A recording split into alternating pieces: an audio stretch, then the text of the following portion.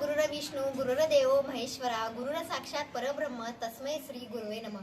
श्री स्वामी समर्थ सगळ्यांना। तर गुरुपौर्णिमा 10 जुलैला असणार आहे, तर त्या दिवशी स्वामी महाराजांना गुरुपद कसं द्यायचं याबद्दल या व्हिडिओमध्ये आपण चर्चा करणार आहोत। तर सगळ्यात महत्त्वाची गोष्ट, पहिल्यांदा माझ्या चॅनलवर आला असाल तर माझ्या चॅनलला नक्की सबस्क्राईब करायला विसरू नका।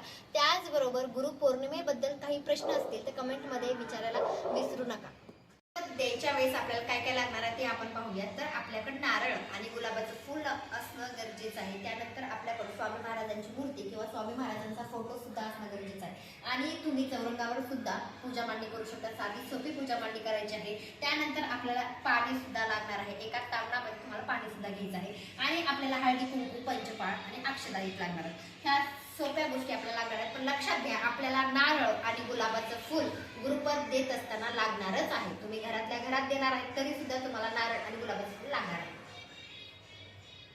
आपण पाहूया की स्वामी महाराजांना गुरुपद कसं द्यायचं। तर मी तुम्हाला आधी सांगितले नारळ आणि गुलाबाचं फूल लागणार आहे। तर आपल्याला आपल्या खाली आसन घ्यायचं आहे आणि आपल्याला स्वामी महाराजांकडे बघायचं आहे। लक्षात घ्या, सकाळी गुरुपौर्णिमेच्या दिवशी पहिलं काम आपल्याला गुरुपद स्वामी महाराजांना द्यायचं आहे।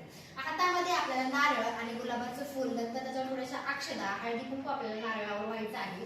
म्हणजे ही सुद्धा आपल्याला प्रोसेस करायची आहे, लक्षात घ्या। आणि हातामध्ये नारळ आणि गुलाबाचं फूल घेऊन स्वामी महाराजांना म्हणायचं आहे, तुम्हीच माझे माता पिता आहात, सर्वस्व आहात, बंधू आहात आणि तुम्हाला मी गुरुपौर्णिमेनिमित्त किंवा तुम्हाला मी गुरु करत आहे। माझ्या ज्या अडचणी आहेत त्या तर तुम्ही नाहीशा करतातच, पण एक महत्त्वाची गोष्ट की तुम्ही माझ्या पाठीशी सदैव राहावी अशी माझी प्रार्थना आहे। आणि माझी मी माझ्याच्याने जशी होईल तशी सेवा तुम्ही मान्य करून घ्यावी। त्याचबरोबर मला अडचणीतून तुम्ही बाहेर काढतात असं स्वामी महाराजांना आपल्याला म्हणायचं आहे।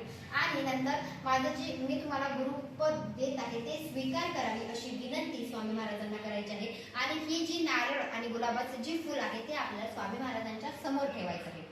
लक्षात घ्या, आपल्याला नारळ आणि गुलाबाचं फूल स्वामी महाराजांसमोर ठेवायचं आहे।